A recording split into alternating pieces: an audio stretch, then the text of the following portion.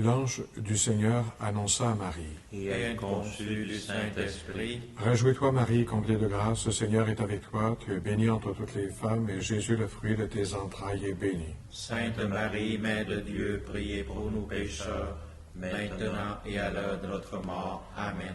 Voici la servante du Seigneur. Qu'il me soit fait selon ta parole. Réjouis-toi Marie, comblée de grâce, le Seigneur est avec toi. Tu es bénie entre toutes les femmes, et Jésus, le fruit de tes entrailles, est béni. Sainte Marie, Mère de Dieu, priez pour nous pécheurs, maintenant et à l'heure de notre mort. Amen. Et le Verbe s'est fait chair. Et il a habité parmi nous. Réjouis-toi Marie, comblée de grâce, le Seigneur est avec toi. Tu es bénie entre toutes les femmes, et Jésus, le fruit de tes entrailles, est béni. Sainte Marie, Mère de Dieu, priez pour nous pécheurs, maintenant et à l'heure de notre mort. Amen. Prie pour nous, Sainte Mère de Dieu, Afin que nous soyons dignes des promesses de Jésus-Christ. Seigneur, répands ta grâce en nos cœurs. Par le message de l'ange, tu nous as fait connaître l'incarnation de ton Fils. Conduis-nous par sa passion et par sa croix, avec le secours de la Vierge Marie, jusqu'à la gloire de la résurrection, par ce même Jésus le Christ, notre Seigneur. Amen.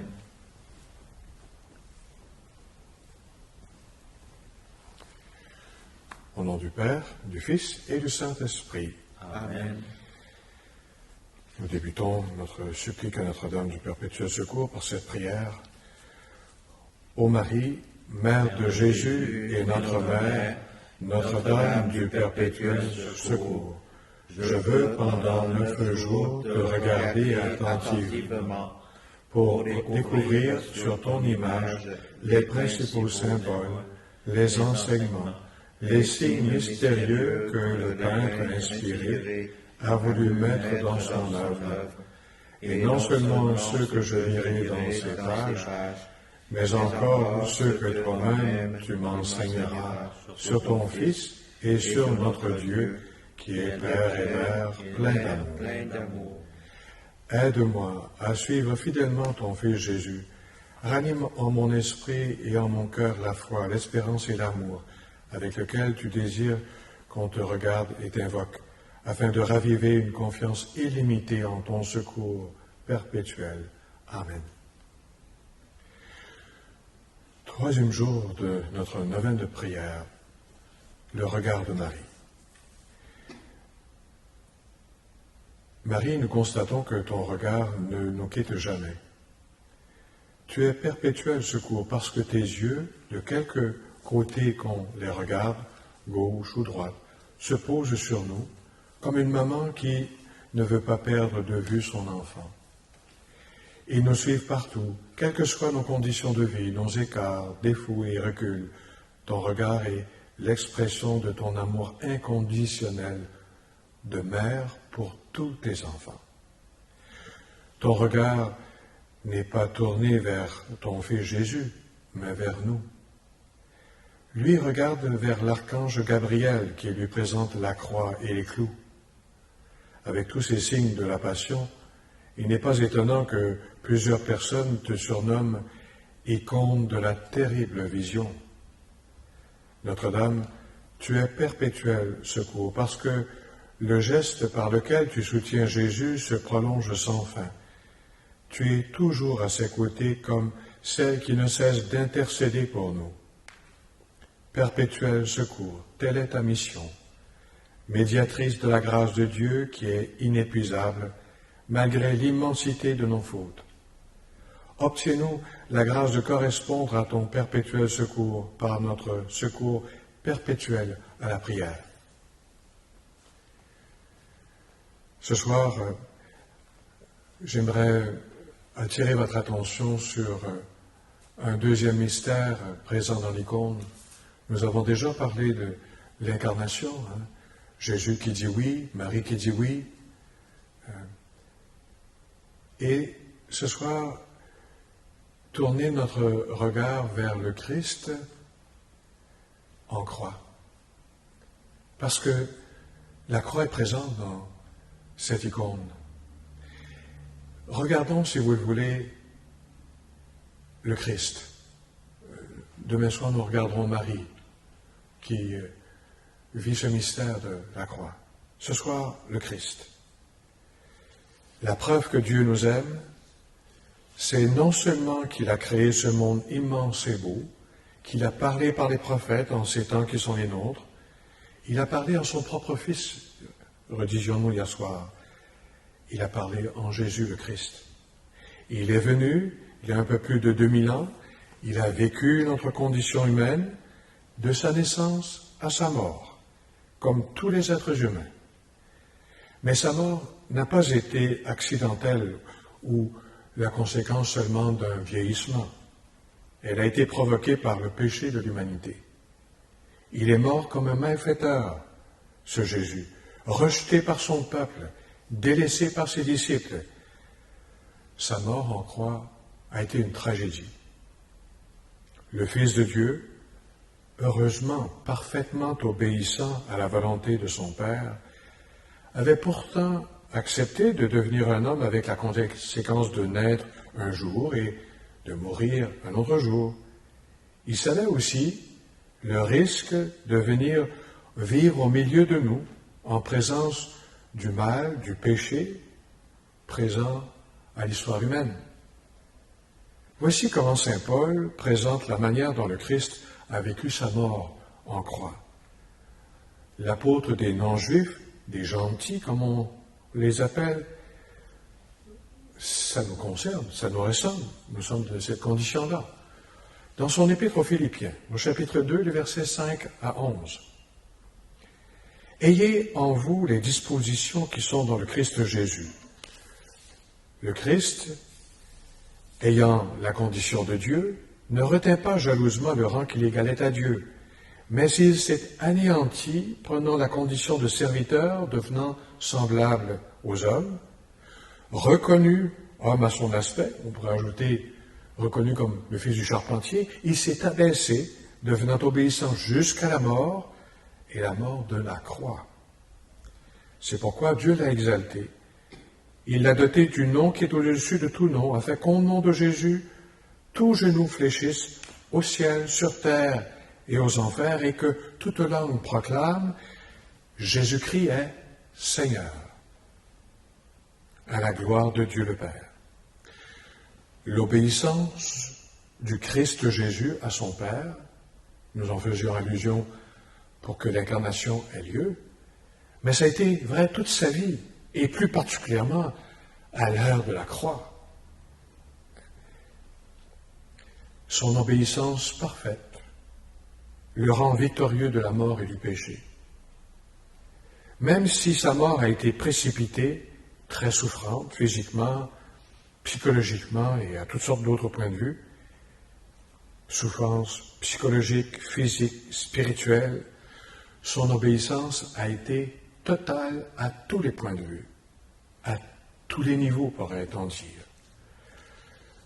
Il réalise pleinement Isaïe 53, les versets 3 à 10, méprisé, abandonné des hommes, homme de douleur, familier de la souffrance. Il était pareil à celui devant qui on ne se voile la face. Nous l'avons méprisé, compté pour rien. En fait, c'était nos souffrances qu'il portait, nos douleurs dont il était chargé, et nous pensions qu'il était frappé, meurtri par Dieu, humilié. Or, c'est à cause de nos révoltes qu'il a été transpercé, à cause de nos fautes qu'il a été broyé. Le châtiment qui nous donne la paix a pesé sur lui. Par ses blessures, nous sommes guéris. Nous étions tous errants comme des brebis, chacun suivait son propre chemin. Mais le Seigneur a fait retomber sur lui nos fautes, à nous tous. Maltraité, il s'humilie, il n'ouvre pas la bouche, comme un agneau conduit à l'abattoir, comme une brebis muette devant les tondeurs, il n'ouvre pas la bouche. Arrêté puis jugé, il est supprimé. Qui donc s'est inquiété de son sort, à part Marie? Il a été retranché de la terre des vivants, frappé à mort pour les révoltes de son peuple. On a placé sa tombe avec les méchants, son tombeau avec les riches. Et pourtant, il n'avait pas commis de violence. On ne trouvait pas de tromperie dans sa bouche. Broyé par la souffrance, il a plu au Seigneur.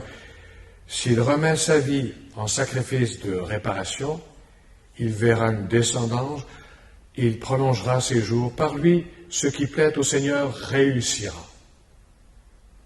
Oui, en face du mal, Jésus mène le combat à terme. Le Christ Jésus a mené ce combat et il l'a gagné contre l'auteur du mal et de tous ses démons. On a cloué le Christ à la croix et le malin y a été définitivement battu, lié, vaincu pour l'éternité. Laissés à nous-mêmes, on ne faisait pas le poids. Avec le Christ, nous sommes du côté du vainqueur de tout mal et de la mort éternelle.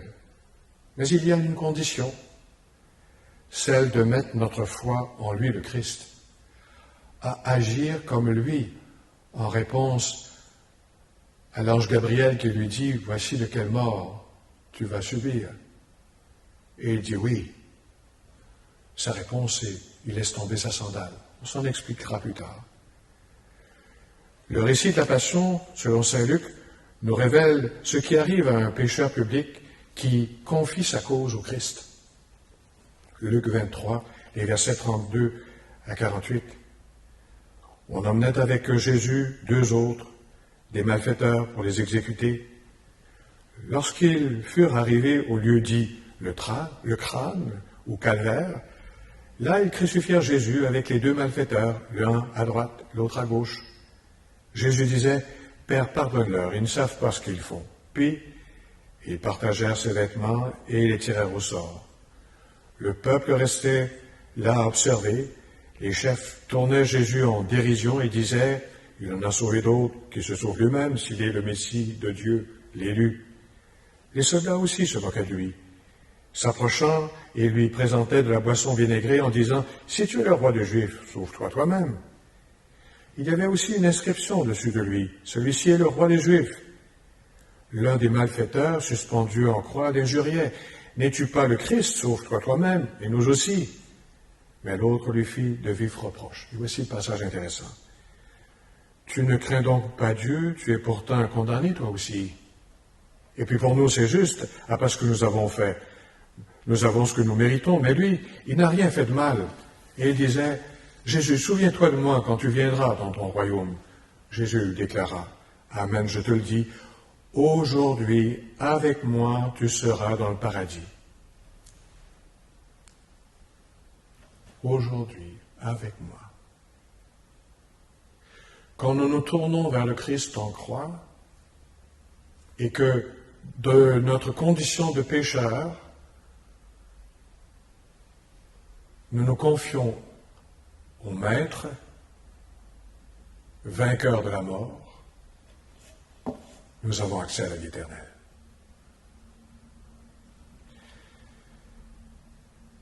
Notre travail consiste à le supplier, le regarder et lui dire « Prends pitié de moi ». Serons-nous du côté des pharisiens qui sont pécheurs mais qui ne l'avouent pas?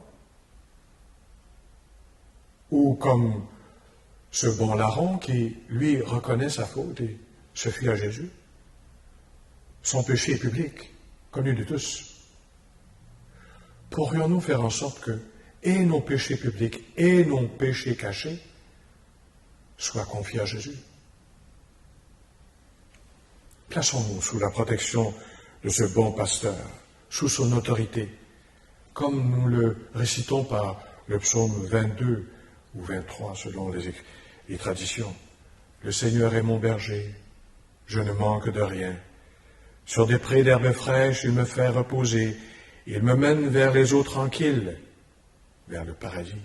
Il me fait revivre, il me conduit par le juste chemin pour l'honneur de son nom.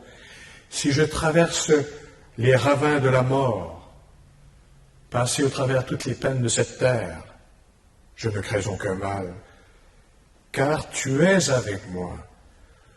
Ton bâton me guide, me rassure, le bâton de la croix. Tu prépares la table devant moi, devant mes ennemis. Tu répands le parfum sur ma tête, ma coupe est débordante. Nous allons passer à l'Eucharistie. Le bon pasteur donne sa vie pour ses brebis. Il est le véritable agneau pascal.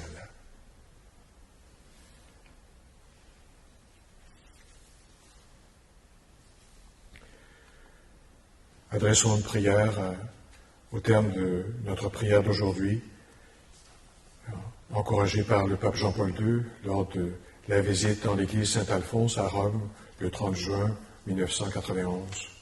Il a écrit « Donne-nous la joie de nous engager en ce temps de pandémie dans une solidarité plus consciente et active avec les pauvres, en annonçant de manière nouvelle et efficace l'évangile de ton Fils, fondement et sommet de toute convivialité humaine, qui aspire à une paix vraie, juste et durable. Comme l'enfant Jésus que nous contemplons sur cette vénérable icône, nous voulons nous aussi serrer fortement ta main droite. Tu ne manques ni de pouvoir, ni de bonté pour nous secourir en n'importe quelle difficulté et en toute situation. L'heure actuelle est ton heure. Viens donc à notre aide et sois pour nous tous refuge et espérance. Amen. Nous te prions, Vierge du perpétuel secours, Sainte Mère du Rédempteur, viens au secours de ton peuple qui désire se relever. Réjouis-toi, Marie, comblée de grâce, le Seigneur est avec toi. Tu es bénie entre toutes les femmes, et Jésus, le fruit de tes entrailles, est béni. Sainte Marie, Mère de Dieu, priez pour nous pécheurs, maintenant et à l'heure de notre mort. Amen. Réjouis-toi, Marie, comblée de grâce, le Seigneur est avec toi. Tu es bénie entre toutes les femmes, et Jésus, le fruit de tes entrailles, est béni. Sainte Marie, Mère de Dieu, priez pour nous pécheurs, maintenant et à l'heure de notre mort. Amen. Réjouis-toi, Marie, comblée de grâce, le Seigneur est avec toi. Tu es bénie entre toutes les femmes, et Jésus, le fruit de tes entrailles, est béni. Sainte Marie, Mère de Dieu, priez pour nous pécheurs, maintenant et à l'heure de notre mort. Amen.